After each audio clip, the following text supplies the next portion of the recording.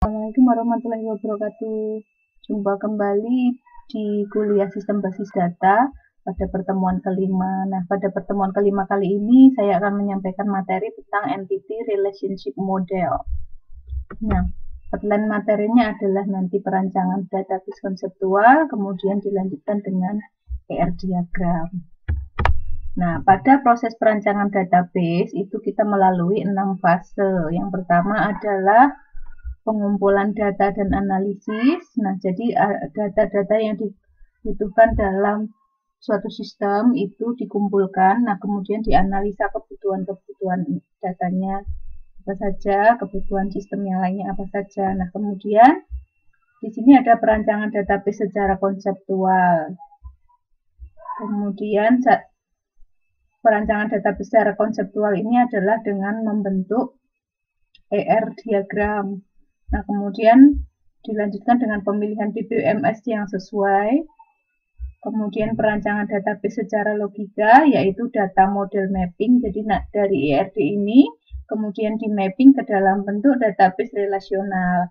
Nah, kemudian perancangan database secara fisik, itu implementasi ke dalam DBMS-nya itu tadi. Kemudian implementasi sistem database. Nah, perancangan database secara konseptual ini merupakan langkah awal dalam perancangan database. Jadi pada tahap ini kita menentukan konsep-konsep yang berlaku dalam sistem database yang akan dibangun. Nah, langkah-langkah utama dalam perancangan secara konseptual adalah sebagai berikut. Yang pertama, prosedur kerja secara keseluruhan yang berlaku pada sistem yang berjalan.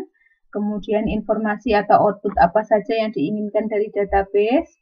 Nah, apa saja kelemahan dari sistem yang sedang berjalan, kemudian pengembangan sistem di masa yang akan datang, bagaimana tingkat keamanan data pada saat ini, kemudian siapa saja yang terlibat di dalam sistem yang berjalan, kemudian apa saja input yang diperlukan.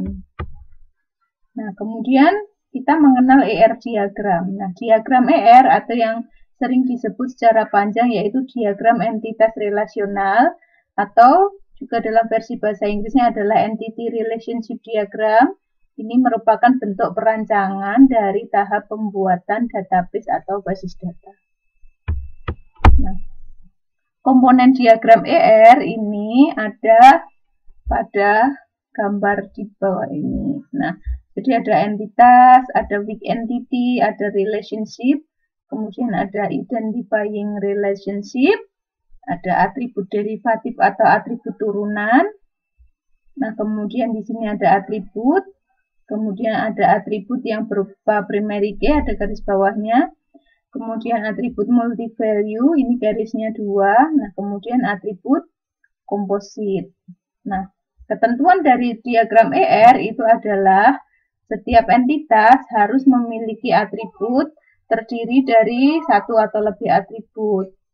Dan setiap entitas harus memiliki kunci primer. Nah, untuk atribut yang berperan sebagai primary key itu harus diberikan garis bawah. Dalam diagram ER tidak ada yang disebut atribut foreign key. Nah, berikut ini adalah contoh dari ERD. Nah, ini gambar ini menunjukkan ERD yang ada pada sebuah rumah sakit. Jadi, di sini entitasnya ada petugas, ada administrasi, ada pasien, ada dokter, dan ada kamar. Nah, kemudian entitas itu adalah objek yang memuat informasi yang harus dikelola. Jadi, objek ini bisa berupa orang, tempat, benda, konsep, atau kejadian. Kemudian, entitas harus memiliki sifat yang jelas sehingga mudah untuk membedakan antara satu entitas dengan entitas yang lainnya. Nah, kita lihat contoh entitas yang ada pada slide ini. Jadi, entitas itu ditandai dengan tanda kotak di pinggirnya, kemudian ada tulisan di tengahnya. Nah, pada slide ini ada contoh entitas yaitu mahasiswa, mata kuliah, dan ada kelas.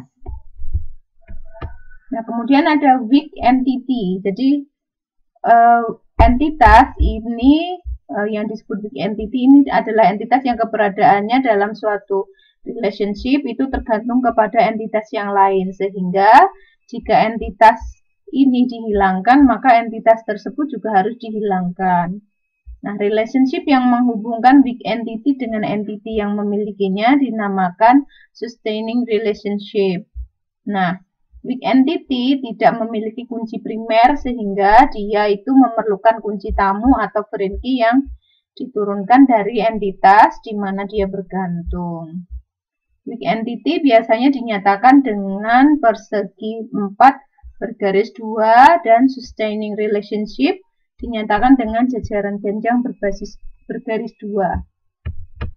Nah, ini gambar ini menunjukkan contoh weak entity. Jadi di sini ini ada entity weak entity yang namanya pesanan. Nah, pesanan ini tergantung keberadaannya kepada entitas invoice. Nah, di mana si invoice ini memiliki primary key yang namanya invoice number. Nah, kedua entity ini dihubungkan melalui relationship yang ini namanya memuat, yang merupakan sustaining relationship. Nah, kemudian atribut pada IRD. Atribut itu merupakan penentuan properti atau karakteristik yang terdapat pada setiap entitas. Dan setiap entitas ini harus memiliki atribut. Nah, atribut ini berisi informasi yang diperlukan untuk berinteraksi dengan entity dan membantu untuk mengidentifikasi entity. Nah, jenis atribut ada 5. Yang pertama atribut atomik, komposit, atribut turunan atau derivatif, atribut bernilai tunggal atau single valued attribute, kemudian atribut bernilai ganda atau multi-valued attribute. Nah, apa itu atribut atomik? Nah, itu merupakan atribut sederhana yang isinya tidak dapat dipecah menjadi bagian-bagian yang lebih kecil yang memiliki makna. Jadi, ini contohnya. Jadi, atribut atomik itu ditandai dengan tanda elips dengan ada tulisan di tengahnya. Kemudian atribut komposit ini adalah atribut yang dapat dipecah menjadi bagian-bagian yang lebih kecil dan tetap bermakna. Contohnya, atribut nama ini seringkali dipecah menjadi nama depan, nama tengah, dan nama belakang atau cukup berupa nama depan dan nama belakang saja. Atau contoh lainnya adalah alamat. Nah, seringkali alamat itu dipecah menjadi jalan, kota, kode pos. Nah, jalan ini dipecah menjadi nomor jalan, nama jalan, dan ada nomor apartemen. Nah, kemudian atribut turunan atau atribut derivatif ini merupakan nilai atribut dalam suatu entitas yang bisa dihitung atau diturunkan dari nilai suatu atribut atau sejumlah atribut yang tersimpan dalam database atau dari nilainya lainnya, misalnya dari jam, sistem, atau tanggal sistem. Dan biasanya atribut ini tidak dimunculkan di dalam penyimpanan di dalam database. Contohnya adalah usia. Jadi usia ini bisa diturunkan dari atribut tanggal lahir. Kemudian lama bekerja. Ini nilainya bisa dihitung berdasarkan tanggal mulai bekerja. Nah, kemudian atribut turunan ini dinyatakan dengan elips yang garisnya putus-putus. Nah, kemudian atribut bernilai tunggal atau single valued attribute, ini adalah atribut yang nilai atributnya hanya 1 untuk setiap entitas. Jadi simbolnya seperti atribut atomik itu tadi. Jadi ada elips dan ada nama atribut di tengahnya. Nah, kemudian ada atribut bernilai ganda atau multi-valued attribute.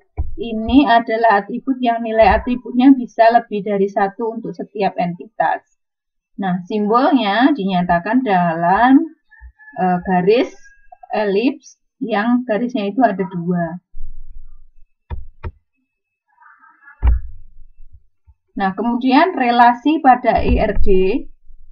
Nah, relasi ini adalah hubungan yang terjadi di antara entitas yang satu dengan yang lainnya. Jadi, bisa jadi juga relationship ini mencakup 1 atau lebih entity dan dikelompokkan dalam tipe relationship.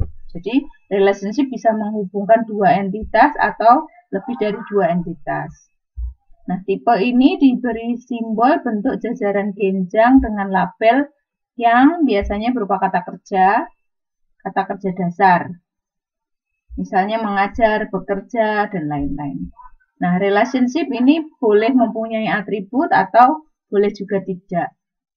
Ada model yang tidak memperbolehkan relationship ini memiliki atribut, tetapi ada juga yang memperbolehkan relationship ini memiliki atribut.